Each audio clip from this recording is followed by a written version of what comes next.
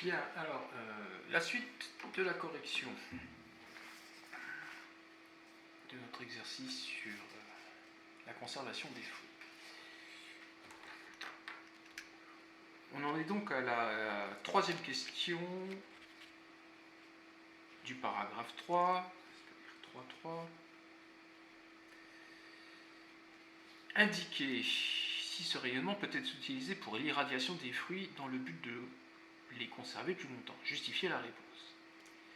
Bien, alors évidemment, ça c'est pas quelque chose qu'on peut avoir en tête, mais je vous rappelle qu'il y a un document en début d'exercice, donc il est fort probable que le document contienne un élément de réponse.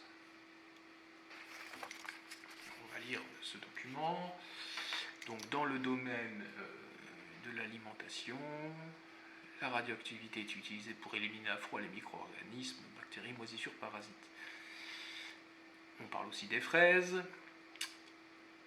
Et là, c'est marqué, les fraises sont irradiées par des ondes électromagnétiques appelées rayons gamma. Donc il est évident que c'est cette phrase-là qui va nous permettre de répondre. Bien. Alors, si je reprends, donc les fraises sont stérilisées, si vous voulez, lorsqu'elles sont irradiées avec des rayons gamma. Si je reprends le diagramme qu'on a complété tout à l'heure, je vois que les rayonnements gamma qui sont ici sont pour des longueurs d'onde inférieures à 10 puissance moins 3 nanomètres. Donc la question qu'on se pose, c'est tout simplement, est-ce que le résultat que j'ai trouvé ici, 9,46 soit 10 puissance moins 4 nanomètres, est bien dans cette zone-là? Autrement dit, est-ce que 9,46 soit 10 puissance moins 4 nanomètres est bien plus petit que 10 puissance moins 3?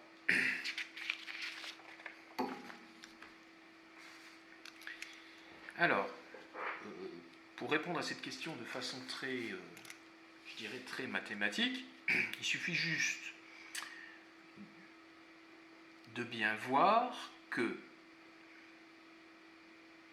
9,46 fois 10 puissance moins 4 nanomètres,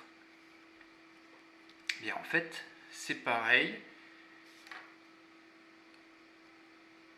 Alors, si je veux ici avoir fois 10 puissance moins 3 au lieu de 10 puissance moins 4, eh bien ici, pour passer de moins 4 à moins 3, je vais fois 10. Donc, il faut que je divise 9,46 par 10. Autrement dit, 9,46 fois 10 puissance moins 4, c'est pareil que 0,946 soit 10 puissance moins 3. Et donc, on voit bien que 0,946 fois 10 puissance moins 3, c'est légèrement inférieur, de pas beaucoup, mais 0,946, un tout peu plus petit, que 1. Donc finalement, 9,46 fois 10 puissance moins 4 nanomètres, c'est bien légèrement inférieur à 10 moins 3. Et donc, sur le diagramme,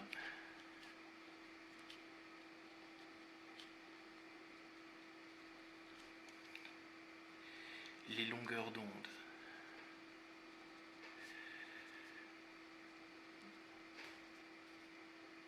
des rayonnements gamma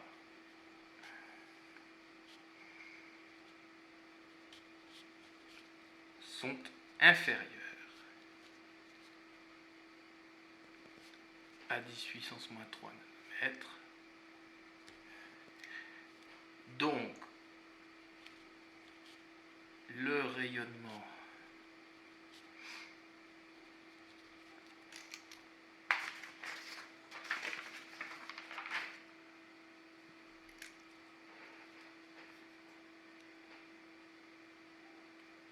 peut être utilisé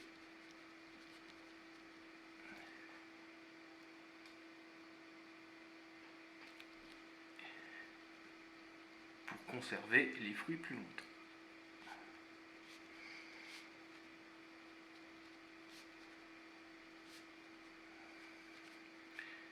Je pense que si vous rédigez comme ça, vous aurez les points. On passe à la série de questions 4. Alors, qu'est-ce qu'on vous raconte? On vous raconte que l'irradiation des aliments frais permet de détruire des bactéries, se fait avec des isotopes radioactifs tels que le cobalt-60. Alors, premièrement, sans surprise, on vous demande d'expliquer ce que c'est isotope. Alors, on rappelle les éléments du cours que vous devez connaître. On dit que deux noyaux sont isotopes lorsqu'ils ont le même nombre de protons, mais un nombre de neutrons différent. Autrement dit, le numéro Z est le même et le numéro A est différent. Donc on peut rédiger ça comme ça, vous mettez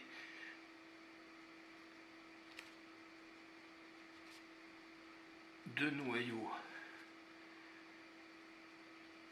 sont dits isotopes.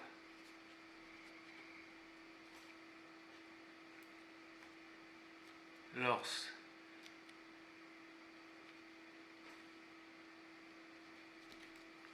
contiennent, par exemple, on peut dire les choses autrement, mais deux noyaux sont dits isotopes lorsqu'ils contiennent le même nombre de protons, mais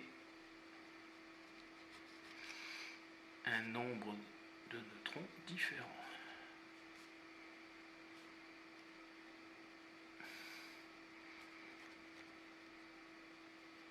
Alors, rien ne vous empêche de donner un exemple. Par exemple,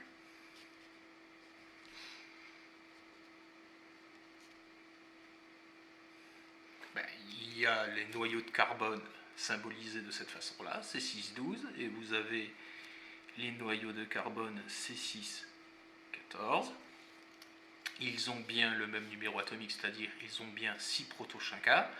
Par contre, ici il y a 12, donc ça veut dire qu'il y a 12 moins 6 égale 6 neutrons, alors que pour celui-ci, vous avez 14 moins 6 égale 8 neutrons.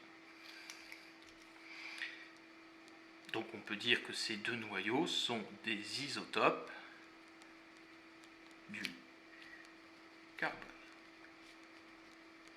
C'est pas obligatoire l'exemple. Ne le mettez pas si vous n'êtes pas sûr de vous. Voilà. 4.2. Alors, donnez la composition du noyau de cobalt-60 de symbole CO2760. Donc, le cobalt-60 se symbolise de cette façon-là. Alors, je rappelle, on l'a vu dans l'exercice précédent, mais donner la composition, ça indiquait le nombre de protons et le nombre de neutrons. Donc, Z, c'est le nombre de protons. Et pour le nombre de neutrons, on fait la différence entre les deux. On fait la différence entre le nombre du dessus et le nombre du dessous, c'est-à-dire A moins Z, qui fait dans cet exemple-là 60 moins 27. Et 60 moins 27, sauf erreur de ma part, ça fait 33 neutrons. Voilà, et là vous avez donné la composition du noyau. Alors, on passe à la question 4.3. L'équation de désintégration du cobalt-60 s'écrit. Alors, on vous donne une équation de désintégration nucléaire, donc on vous explique que le noyau pair, c'est-à-dire le cobalt-60, se désintègre. Alors, en un noyau fils qui va être plus stable, mais dont on ne connaît pas les caractéristiques, donc à tous les coups on va vous demander de les trouver, ces valeurs, et qui s'accompagne d'un rayonnement. Alors, le rayonnement, c'est la particule E0-, ça n'est rien d'autre qu'un électron, et c'est aussi ce qu'on appelle un rayonnement β-. Sans surprise, la question qu'on vous pose est la suivante. Indiquez à quel type de radioactivité correspond cette désintégration. Donc, je l'ai dit précédemment, pour ça il faut regarder non pas le noyau fils, mais le rayonnement, la particule qui est produite au cours de la désintégration. On voit qu'il s'agit d'un électron. Donc vous mettez le rayonnement est constitué d'un électron. Donc le symbole de l'électron en nucléaire, c'est ça. Il s'agit donc d'une radioactivité β-.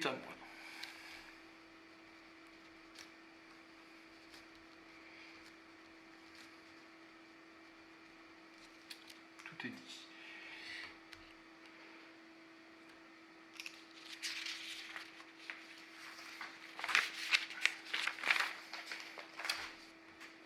Quatre, 3, 2.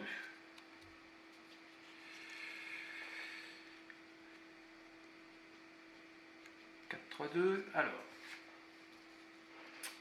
on vous demande d'identifier, c'est ce que j'avais annoncé, on vous demande d'identifier le noyau fils, A, Z, Y. Et on vous aide parce qu'on vous donne 3 exemples qu'il faut choisir. Alors, pour ça, il faut utiliser ce qu'on appelle la conservation des numéros A et Z. Donc si vous voulez vraiment faire une rédaction impeccable, d'abord vous rappelez ça. Vous dites au cours d'une désintégration,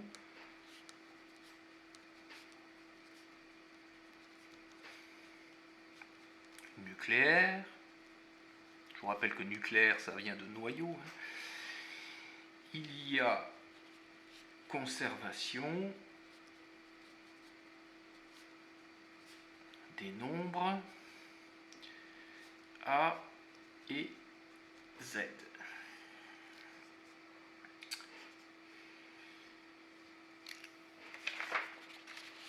Donc, si on regarde l'équation, l'idée, ça va être que A plus 0 doit être égal à 60. À gauche, avant la désintégration, j'ai 60. Après la désintégration, A plus 0 doit toujours être égal à 60. Donc j'écris A plus 0 égale 60. Donc, eh bien, on voit bien que pour que A plus 0 fasse 60, il faut que A soit égal à 60. De la même façon, on va utiliser la même logique pour le nombre Z. Donc, avant des intégrations, Z vaut 27. Après des intégrations, Z plus moins 1 doit valoir 27 pour que ce soit conservé. Si j'écris sur la feuille, ça donne Z plus moins 1 égale 27. Alors, on voit bien que si j'additionne quelque chose à moins 1 et que ça doit donner 27, eh bien, il faut que Z égale 28.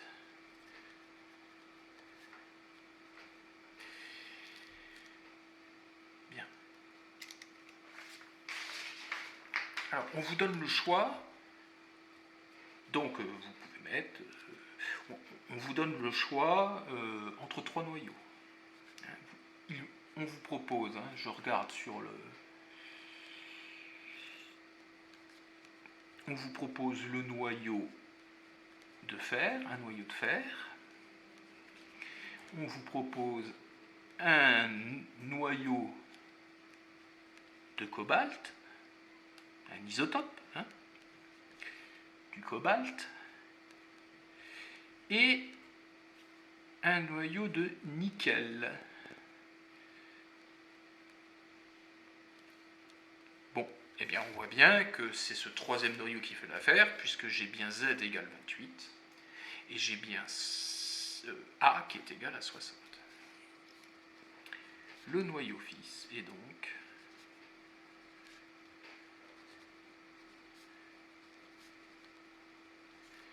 voilà.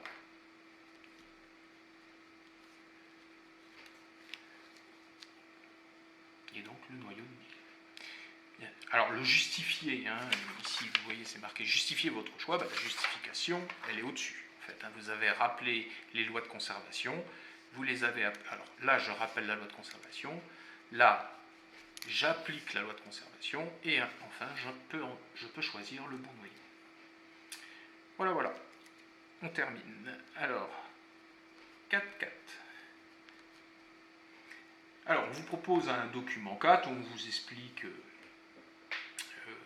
l'irradiation par les rayons gamma et on vous demande de citer 2 moyens de radioprotection du personnel utilisé lors des traitements des fruits. Donc la première idée, bah, c'est de lire le document. Donc si je dis ce document, qu'est-ce qu'il y raconte? Ce rayonnement est obtenu à l'aide de radioisotopes, généralement du cobalt, c'est la technologie la plus efficace en termes de coût, car la pénétration des rayons gamma permet le traitement de palettes entières, ce qui diminue fortement la manutention. Bon, pour l'instant, ça ne répond pas à notre question de protection. Une palette est typiquement exposée au rayonnement pendant plusieurs minutes selon la dose que l'on veut obtenir. C'est toujours pas une histoire de protection. Alors la radioprotection, on en parle ici. La radioprotection prend la forme de boucliers en béton. Dans la plupart des installations, on prévoit des sources radioactives puissent être émergées dans l'air.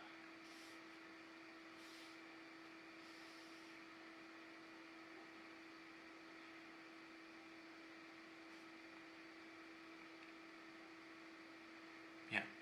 On vous dit aussi, d'autres installations comprennent des boucliers mobiles. Il existe une conception qui maintient le cobalt 60 constamment immergé. Les produits irradiés sont placés sous les cloches hermétiques pour leur traitement. Donc, moi, comme je comprends le texte, en gros, c'est soit on place des boucliers en béton, soit on place les produits à irradier sous cloche. Voilà.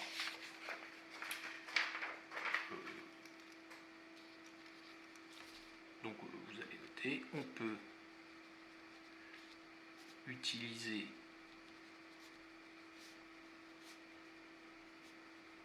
des boucliers en béton ou placer les aliments sous cloche. Voilà. 4.5. En vous aidant des documents fournis, indiquez pourquoi cette méthode de conservation des aliments est source de controverses pour le grand public. Ce qui fait peur, c'est l'utilisation des rayons gamma, hein, parce que je reprends le diagramme. Je reprends le diagramme qu'on a complété tout à l'heure. Alors, il est où ce diagramme? Attendez voir. Il est là. Si on reprend le diagramme qu'on a complété tout à l'heure, ce qu'il faut retenir globalement, c'est que quand la longueur d'onde augmente, la dangerosité des rayonnements diminue. Et on voit bien que le rayonnement gamma, lui, il est complètement du mauvais côté, c'est-à-dire il est du côté des longueurs d'onde extrêmement petites. Donc ce sont des rayonnements très énergétiques et qui sont très pénétrants, on va dire, dans le corps humain. Donc évidemment, ils sont à même d'abîmer le noyau des cellules, voire l'ADN. Donc voilà pourquoi, évidemment, il y a toujours une crainte de ce type d'utilisation. Mais n'oublions pas quand même que ces rayonnements gamma, ce ne sont pas les gens qui mangent les fruits qui les récupèrent, hein, c'est simplement les fruits qui ont absorbé ces rayons gamma, et c'est ça qui a détruit, si vous voulez, les bactéries qui peuvent accélérer le pourrissement du fruit. Une fois que le rayonnement n'existe plus, il n'y a pas de raison de redouter quoi que ce soit. Voilà. Donc on peut résumer l'affaire comme ça. Les rayonnements gamma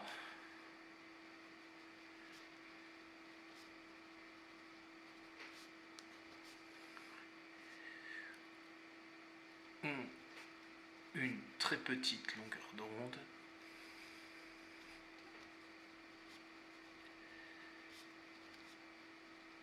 et sont donc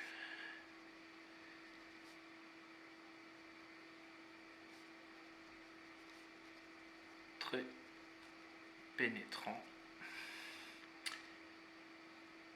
pour le corps humain.